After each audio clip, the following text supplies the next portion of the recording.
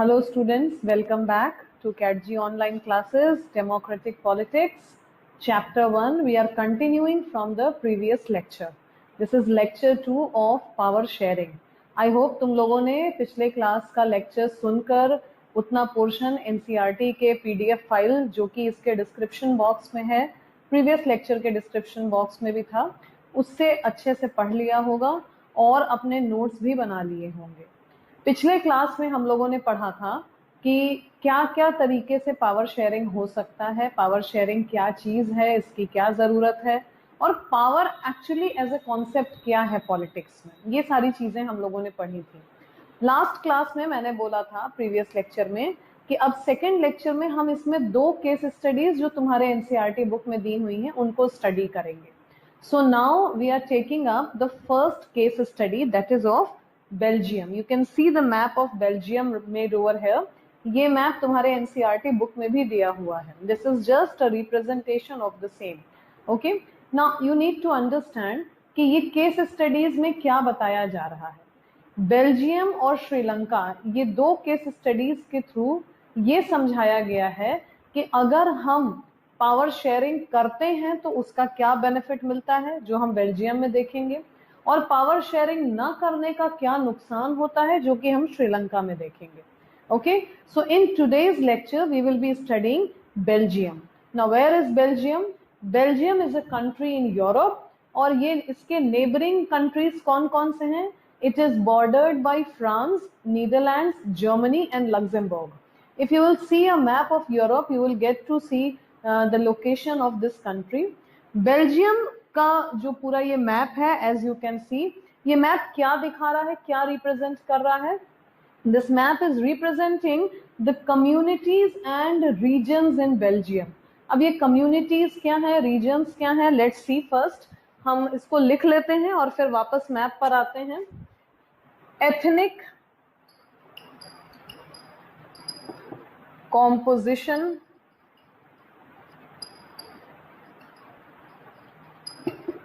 Belgium का। Belgium का ही example क्यों लिया गया, ये अभी जब हम लोग इसमें आगे पढ़ेंगे तो ये समझ में आ जाएगा।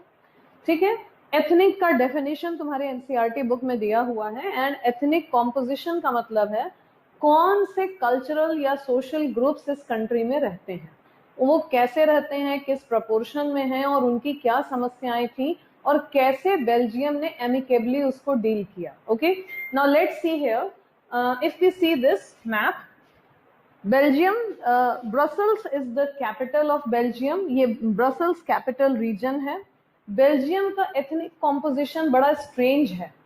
पूरे बेल्जियम की अगर बात करें तो बेल्जियम में 59% लोग जो हैं वो फ्लेमिश रीजन में रहते हैं और कौन सी भाषा बोलते हैं? डच। डच स्पीकिंग लोग हैं। ओके, अब बाकी जो रिमेनिंग है उनमें से 40% लोग जो हैं वो वेलून रीजन या इसको वेलोनिया भी बोलते हैं, वेलून रीजन में रहते हैं और कौन सी भाषा बोलते हैं? फ्रेंच। फ्रेंच स्पीकिंग है। ओके, और अब ये 59 और 41% अभी बच रहा है। ये 1% लोग जर्मन स्पीकिंग लोग हैं। ओके,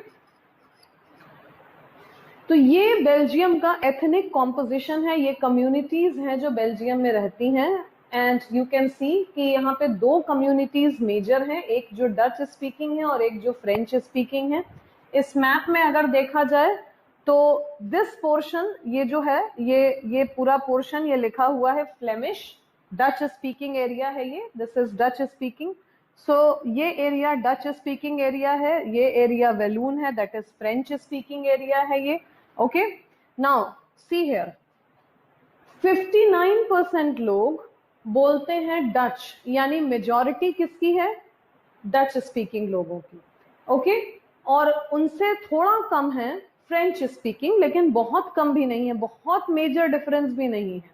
ठीक, इंटरेस्टिंग केस है ब्रसल्स का। ये तो बेल्जियम का एथनिक कॉम्पोजिशन है। अगर हम ब्रसेल्स के एथनिक कॉम्पोजिशन की बात करें, we'll take it up, I'll drop this and then we will take up that also. So अगर हम ब्रसेल्स के एथनिक कॉम्पोजिशन की बात करें तो I hope you have noted this down. जो ब्रसेल्स कैपिटल रीजन है बेल्जियम का,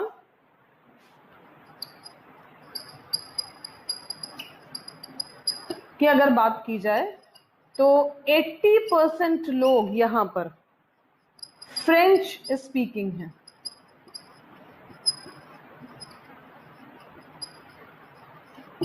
और 20% लोग डच स्पीकिंग हैं।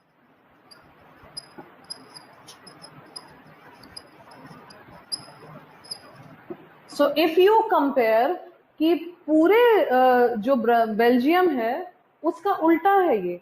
बेल्जियम में मेजॉरिटी डच स्पीकिंग लोगों की थी 59%, और यहाँ ब्रसेल्स कैपिटल रीजन में मेजॉरिटी जो है वो फ्रेंच स्पीकिंग लोगों की है 80%।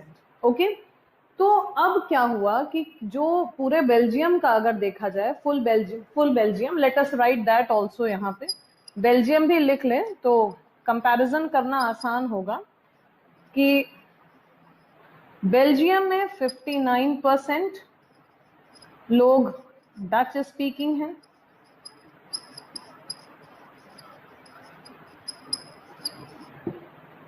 40% लोग फ्रेंच स्पीकिंग हैं और 1% जर्मन स्पीकिंग है। ओके, सो ये एज यू कैन सी बिल्कुल उल्टा है ये। ब्रसेल्स कैपिटल रीजन में फ्रेंच स्पीकिंग लोग मेजॉरिटी में हैं और पूरे बेल्जियम में डच स्पीकिंग लोग मेजॉरिटी में हैं। ओके, अब क्या हुआ कि जब ऐसा एथनिक कॉम्पोजिशन है तो कोई एक कम्युनिटी ज्यादा डेवलप्ड होगी, ज्यादा रिचर होगी, ज्यादा पढ़ी लिखी होगी दूसरे के मुकाबले। तो फुल बेल्जियम की अगर बात करें तो फ्रेंच जो थे, जो माइनॉरिटी में थे, वो ज्यादा डेवलप थे, उनके पास एजुकेशन ज्यादा था, और एजुकेशन और डेवलपमेंट का जो बेनिफिट है वो डच लोगों को बाद में मिला। Okay, and for this reason there was a kind of conflict between the two. दोनों ही कम्युनिटीज में कॉन्फ्लिक्ट शुरू हो गए, दोनों ही कम्युनिटीज में प्रॉब्लम्स शुरू हो गए। ठीक, अब इस प्रॉब्लम को डील करने के लिए क्या तरीका निकाला ब्रसेल्स की और रादर बेल्जियम की गवर्नमेंट ने, this we have to study. As I told you कि जब भी पॉलिटिक्स में जो कुछ भी होता है वो इन परसूट ऑफ पावर होता है। लेक्चर 1 में मैंने ये बात की थी। if you have not listened to lecture 1, you can check on CATG channel on YouTube, and you can go to playlist and you will get lecture 1 also over there. So lecture 1 में मैंने बताया था कि जो भी कुछ politics में किया जाता है वो सब इन परसूट ऑफ पावर होता है, वो पावर का ही पावर पाने के लिए ही किया जाता है। तो अब जब यहाँ पे, और जब भी सोशल ग्रुप्स होते हैं, अगर उनमें इक्वल पावर डिस्ट्रीब्यूशन नहीं होता है तो उसमें कन्फ्लिक्ट होना तय है। तो यहाँ पर जब एक ग्रुप ज्यादा डेवलप्ड है और एक ग्रुप कम डेवलप्ड है तो डेफिनेटली यहाँ पे पावर के लिए एक स्ट्रगल, एक कन्फ्लिक्ट होना नॉर्मल था, बिल्कुल ऑब्वियस था, और वही हुआ। लेकिन कैसे डील किया इसको बेल्जियम ने, this we have to understand. And Belgium ने एक बड़ा ही अच्छा तरीका, ऑल्दो वेरी कॉम्प्लिकेटेड, बहुत कॉम्प्लिकेटेड तरीका था लेकिन बहुत अच्छा तरीका उन्होंने निकाला और अपने कॉन्स्टिट्यूशन को 1950 से लेकर 1974 के बीच में 4 बार अमेंडमेंट किया। ये क्वेश्चंस भी आते हैं बोर्ड के एग्जाम में, how many times did Belgium amend its constitution? You need to remember these numbers. Okay, so Belgium amended its constitution 4 times between 1950 and 1974. Okay, and we will see what did it actually come out with, what solution did Belgium come out with regarding this this problem, this conflict of the French and the Dutch speaking people. Okay, and just before we go ahead, you look at it once again. This is Dutch speaking area, this is Walloon, that is the French speaking area, and this shaded part is the German speaking area, and this entire is Belgium. This map is there in your book. Okay, so let's see what solution did they come up with. Belgium ने जो तरीका अपनाया उसे हम कह सकते हैं accommodation. Accommodate करना माने डिफरेंसेस को एक्सेप्ट करते हुए आगे बढ़ना. सो दे accommodated. So we can say accommodation in Belgium. और यही हमें पढ़ना है कि आखिर बेल्जियम ने ये किया कैसे, ये अकोमोडेशन कैसे किया. बेल्जियम ने क्या किया कि इन्होंने डिसाइड किया, सबसे पहली चीज कि इनके कॉन्स्टिट्यूशन में लिखा हुआ है कि जो टोटल इनका जो मिनिस्टर्स होंगे इनके पार्लियामेंट में, जो नंबर ऑफ मिनिस्टर्स होंगे वो आधे डिवाइडेड होंगे, आधे होंगे फ्रेंच कम्युनिटी से और आधे होंगे इनके डच स्पीकिंग कम्युनिटी से. So Dutch and French community will have equal number of ministers in the parliament. ये first step था इनका. Okay. Equal number of ministers. Okay. Second इन्होंने क्या किया? Second इन्होंने कहा कि many special laws, कई ऐसे special laws बनाए गए थे to protect the interests of the different communities in the country. They decided that these special laws could not be changed without a majority from each community. मतलब कि कुछ special laws ऐसे थे जिनको amendment करने के लिए, जिनको चेंज करने के लिए, जिनमें अमेंडमेंट लाने के लिए उन्हें दोनों ही फ्रेंच और डच स्पीकिंग कम्युनिटीज के जो रिप्रेजेंटेटिव्स थे उनके मेजॉरिटी से पास करवाना था. Okay, so special laws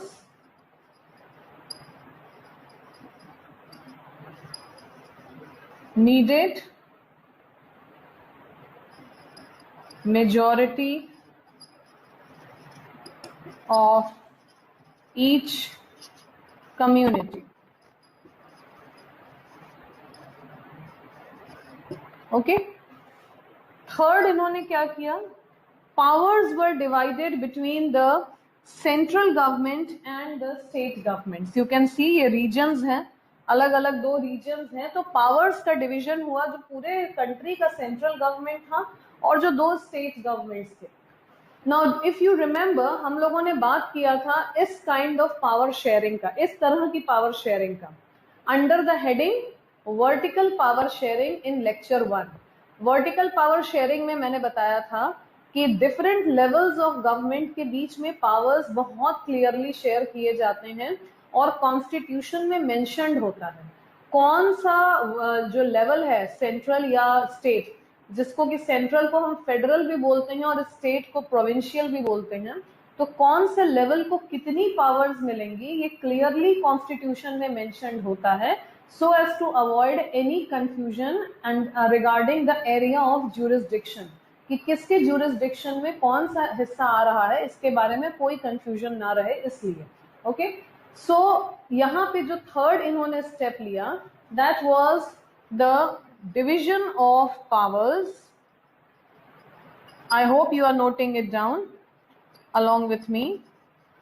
Division of powers between the central and provincial governments. Central और प्रोविंशियल गवर्नमेंट्स के बीच में बहुत क्लियरली डिस्टिंग्विश्ड पावर्स थे and the states are not थे नहीं हैं and the states are not subordinate to the centre. यानी स्टेट्स सबऑर्डिनेट नहीं है, states have their own powers, the central government has its own power. Okay ना, next फिर इन्होंने अब और क्या किया, ये इन्होंने इतनी सारी चीजें तो कर दी. अब इसके बाद जो इनका नेक्स्ट स्टेप था that was community government.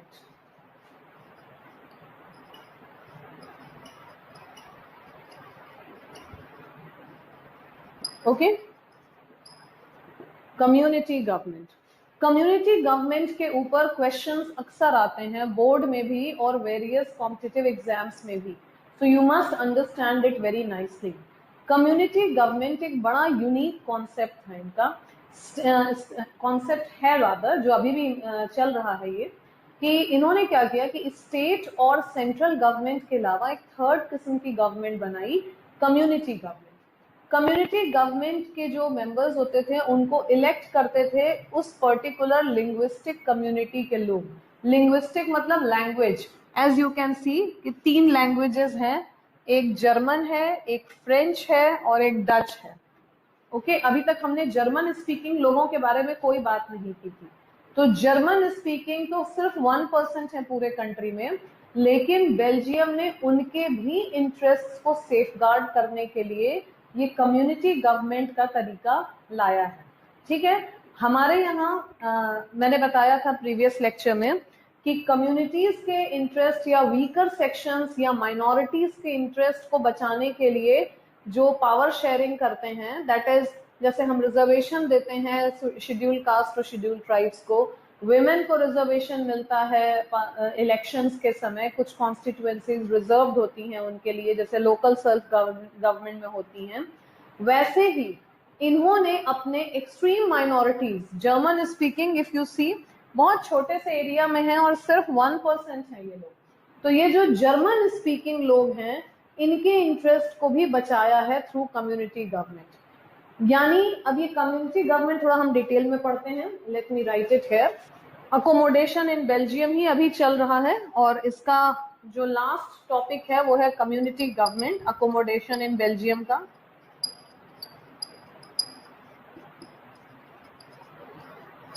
Community government in Belgium. Okay, community government के जो मेंबर्स हैं उनको इलेक्ट कौन करते हैं? People of that linguistic community. Okay, चाहे वो पूरे बेल्जियम में कहीं भी रह रहे हों।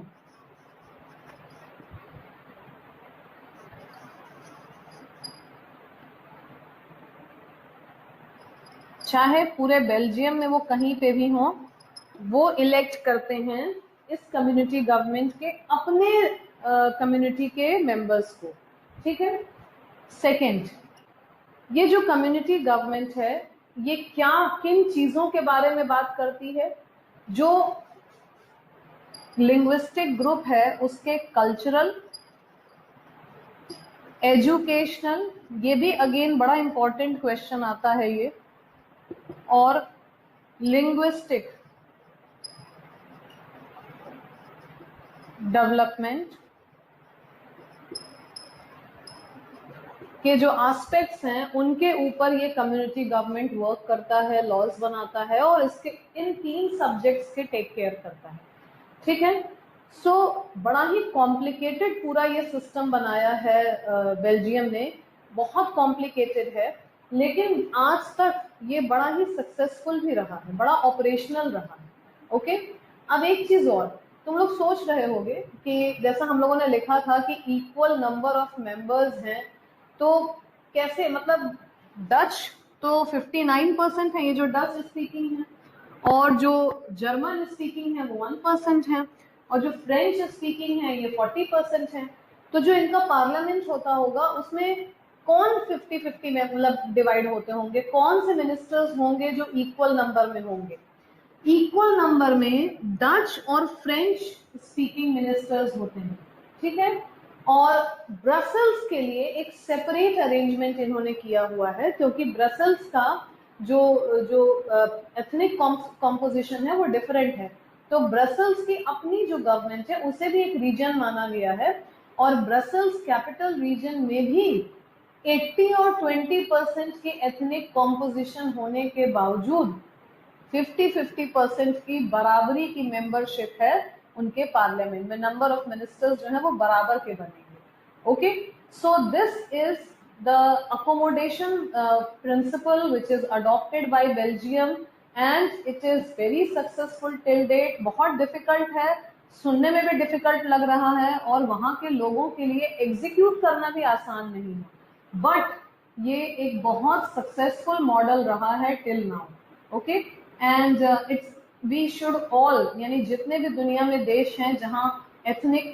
डाइवर्सिटी है बहुत ज्यादा, उन सब के लिए एक एग्जाम्पल है कि बेल्जियम ने अपने यहाँ के डिफरेंसेस को कितने अच्छे से अकोमोडेट किया है through power sharing.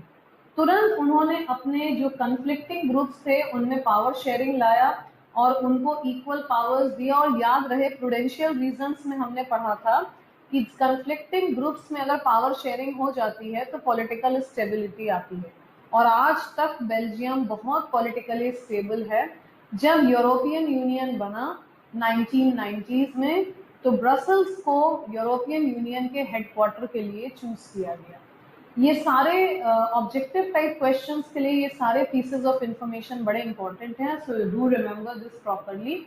Okay, so in lecture 3 we will be taking up the next case study, that is Sri Lanka. और श्रीलंका में हम पढ़ेंगे कि पावर शेयरिंग और अकोमोडेशन न करने से क्या नतीजा होता है। So that will be the last topic of this chapter. Till then, revise the 2 lectures, go through the text material, study it properly, and stay safe, stay at home.